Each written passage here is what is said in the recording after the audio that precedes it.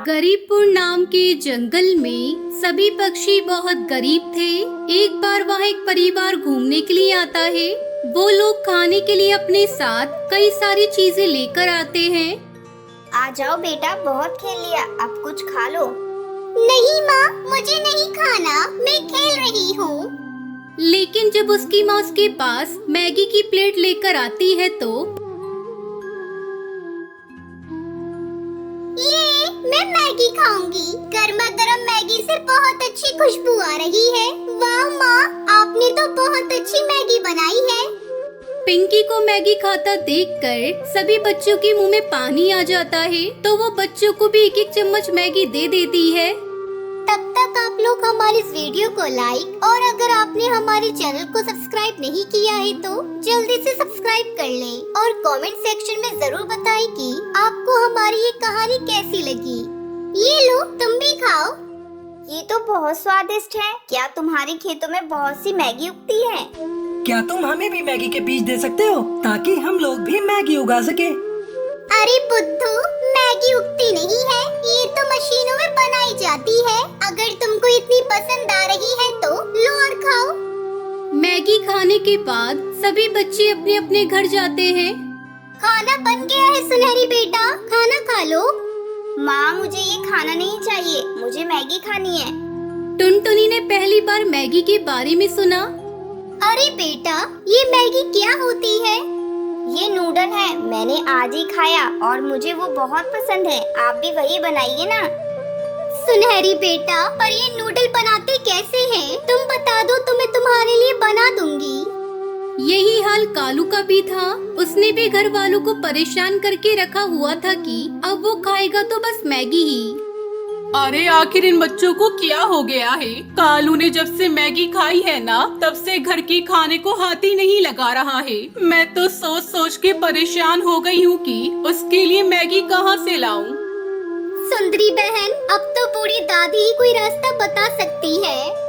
टुनटुनी बूढ़ी दादी के पास जाती है और उनको सारी बात बताती है। बूढ़ी दादी टुनटुनी को जंगल की इच्छा पूर्ति पेड़ के बारे में बताती है। बच्चों की जिद के सामने तो भगवान भी झुक जाते हैं बेटा। मैं कहीं से मैगी तो लाकर नहीं दे सकती, पर तुम जंगल में जाकर इच्छा पूर्ति पेड़ से मदद मांग सकती हो। मैंने सुना है इच्छा पूर्ति पेड़ मदद करने के बदले पहले हमारी परीक्षा लेता है। वो तो लेगा ही बेटा, आजकल मुफ्त में कुछ भी नहीं मिलता, पर तुम जाकर देख लो, अब सिर्फ वही पेड़ तुम्हारी मदद कर सकता है। टुनटुनी अब जंगल में जाती है और इच्छा पूर्ति पेड़ को ढूंढने लगती है। कुछ देर ढूंढने पर उसको घने पेड़ों के बीच वो इच्छा पूर्ति पेड़ मिल जाता है। तुम ही वो इच्छा पूर्ति पेड़ हो जो पक्षियों की इच्छाएं पूरी करते हो? हाँ, मैं ही इच्छा पूर्ति पेड़ हूँ। बताओ, तुम्हारी क्या इच्छा है? मुझे मैगी चाहिए। मेरी बेटी जिद पर अड़ी हुई है कि अगर मैगी नहीं मिली तो वो खाना ही नहीं खाएगी।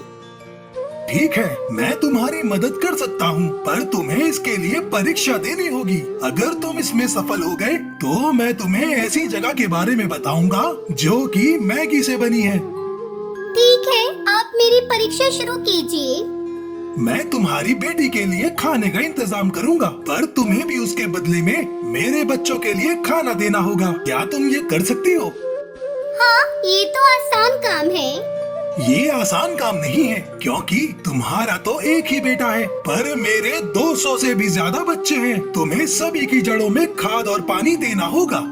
टुनटुनी चिड़िया इच्छा पूर्ति की जड़ों में गड्ढा खोदती है और उनमें खाद डालती है। तुमने ये काम शुरू तो कर दिया, पर इसे खत्म होने में बहुत समय लग जाएगा। जब तक तुम्हारी बेटी भूखी कैसे रहेगी? मैं दिन रात मेहनत करके ये काम जल्दी ही पूरा कर दूंगी ताकि मेरी बेटी को जल्दी खाना मिले। अब टुनटुनी दुगनी मेहनत से काम करना शुरू कर देती है। जल्दी वो सभी पेड़ों में पानी डालने का काम पूरा कर देती है। तुमने पूरी ईमानदारी से अपना काम पूरा कर दिया है। अब मैं तुम्हारे बच्चों के लिए मैगी का गांव बना दूंगा। जाओ, अपने बच्चों को लेकर जाओ। टुनटुनी घर जाती है और सुनहरी कालू बाकी बच्चों को लेकर इच्छा पूर्ति पेड़ के पास आती है। आ जाओ बच्चों, इस जादुई दरवाजे के अंदर एक विशाल मैगी गांव है। तुम सभी को जितनी मैगी खानी है तुम यहाँ खा सकते हो। इतना कहते ही इच्छा पूर्ति पेड़ के बीच में से एक बहुत बड़ा दरवाजा खुलता है और सभी बच्चे उसके अंदर चले जाते हैं। वाह, यहाँ तो बहुत सारी मैगी है। ये पूरा जंगल सिर्फ मैगी से बना है। पेड़ों पर मैगी लगी है, झरनों से भी मैगी बह रही है। पास में एक बहुत बड़ा मैगी का तालाब भी था। मैं तो पेट भर के खाऊंगी। मैं तो पेट भरने के बाद भी खाऊंगी। सभी बच्चे मैगी खाने के बाद वहीं पर आराम करते हैं। अगले दिन फिर से सभी बच्चे उठते हैं। अब सभी बच्चे फिर से मैगी खाना शुरू करते हैं। सभी बच्चों का मैगी से मन ही भर जाता है। यार, मेरा तो इसको देखने का भी मन नहीं कर रहा है। मुझे तो पापा के हाथों की रोटी सब्जी खानी है। तो घर चले, वैसे भी हमारे घर वाले हमारे लिए परेशान हो रहे होंगे। और सभी बच्चे वहाँ से दरवाजे के पास चले आते हैं। खुल जा सिम सिम। जादुई मंत्र सुनने के बाद जादुई दरवाजा खुल जाता है। जादुई दरवाजे को पार करके वो सब अपने घर चले आते हैं। अरे तुम, मैं वापस आ गई मम्मी। अब मुझे और मैगी नहीं खानी है, मुझे आपके हाथ का खाना खाना है। ठीक है बेटा, तुम बैठ जाओ, मैं खाना लगाती हूँ। और इस तरह सभी बच्चों की मैगी खाने की जिद पूरी हो जाती है और वो सभी अपने घर में खुशी खुशी रहने लगते हैं। सब्जी ले लो, सब्जी। जंगल के पक्षियों, ये हरी हरी ताजी ताजी सब्जी ले लो, सब्जी। अरे ओ भैया, अरे सब्जी वाले भैया जरा रुकना। हाँ बोलिए भाभी जी, क्या दे दूं? आलू, प्याज, टमाटर, भिंडी, गोभी, टिंडा, करेला, शिमला मिर्च, तोरई, ये सब सब्जियाँ बढ़िया बढ़िया लाया हूँ। एक करेला दे दे बस। तब तक आप लोग हमारे इस वीडियो को लाइक और अगर आपने हमारे चैनल को सब्सक्राइब नहीं किया है तो जल्दी से सब्सक्राइब कर लें और कमेंट सेक्शन में जरूर बताएं कि आपको हमारी ये कहानी कैसी लगी। एक करेला बस, मतलब 1 किलो ना, अभी तोल देता हूँ। अरे अरे भैया, इतने सारे थोड़ी, एक करेला। मुझे बस एक ही करेला चाहिए, 1 किलो नहीं। 1 करेला थोड़ी दूंगा माता जी, उसमें क्या तोल भाव करूँगा, बताइए। अरे जब चाहिए एक तो एक ही खरीदूंगी और मैं तुझे अपने हिसाब से पैसे दे दूंगी। अच्छा तो 5 रुपए का बन रहा है 1 करेला। क्या इतना जरा सा करेला 5 रुपए का? पागल समझा है क्या मुझे? ये पकड़ 2 रुपए और करेला इधर दे। हाँ दे रहा हूँ भाभी जी, और बताओ क्या लेना है? बस और क्या लेना है, एक करेला काफी है आज के लिए। इसकी सब्जी बन जाएगी, कल दोबारा आएगा तो फिर कोई सब्जी ले लूंगी। कैसी कंजूस है ये भाभी जी, 1 टिंडा, 1 टमाटर, 1 प्याज और आज 1 करेला। रोजाना मेरा इतना समय खराब कर देती है, मानो ढेरों सब्जी खरीद रही हो। अब तो इस गली में रुकूंगा ही नहीं। राम जाने इनके घर वाले इनके साथ कैसे रहते होंगे।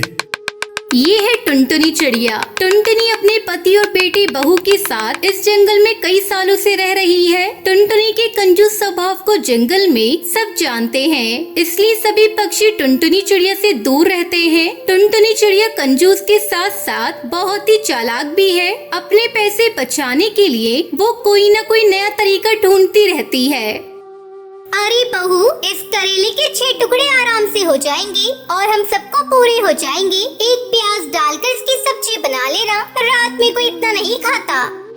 बस जहाँ देखो वहाँ कंजूसी करके अपने पैसे बचाती रहती हैं। भला एक करेले की सब्जी कैसे पूरी होगी? सूंघ सूंघ कर खाना पड़ता है सब कुछ। मन ही मन क्या बुदबुदा रही है? कुछ नहीं माँ जी, वो चीनी का डिब्बा खाली हो गया है। क्या चीनी खत्म कर दी? कितनी चीनी लगा देती है बहू। जाओ भंडार घर से डिब्बा उठा कर लाओ, मैं खुद दूंगी, अपने आप मत लेना। पिंकी चिड़िया चीनी का डिब्बा ले आती है और टुनटुनी अपने हाथों से उसे 10 चम्मच चीनी दे देती है। ये ले चीनी और चाय में गिनकर सिर्फ 5 दाने चीनी के डाला कर। ज्यादा मीठी चाय सेहत के लिए अच्छी नहीं होती। माँ जी 10 चम्मच, वो भी छोटे वाले? ये तो कुछ भी नहीं है। ये चीनी तो 15 दिन क्या 1 हफ्ता भी नहीं चलेगी। जितनी दी है उतनी ही लो, इससे ज्यादा नहीं मिलेगी। घर चलाना किसे कहते हैं, मेरे से सीखो। टुनटुनी और पिंकी चिड़िया बात कर ही रहे थे कि तभी दरवाजे पर बिजली का बिल वाला हरी तोता आ जाता है। माता जी, बिजली का बिल ले लो। इतनी जल्दी बिजली का बिल भी आ गया? अभी तो आया था भैया, लाओ भैया। तो टुनटुनी चिड़िया बिजली का बिल देखते ही घबरा जाती है। 8,000 रुपए, इतना बिल? हे राम, ये सब गर्मियों की वजह से हुआ है। गर्मियों में और चलाओ एसी, पूरी रात एसी, दिन में भी एसी, एसी ही एसी। अब पंखा चला रखा है, इसे बंद करो, आज मौसम अच्छा है।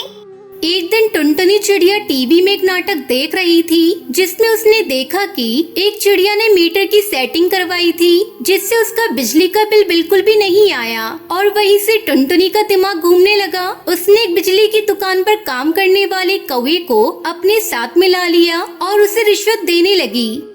देखो भैया, मैं तुम्हें अभी के भी 200 रुपए दूंगी। इस बिजली की मीटर में सेटिंग कर दो ताकि बिजली का बिल कम से कम आए, और ऐसी सेटिंग करना कि बिजली विभाग वालों को पता न चले।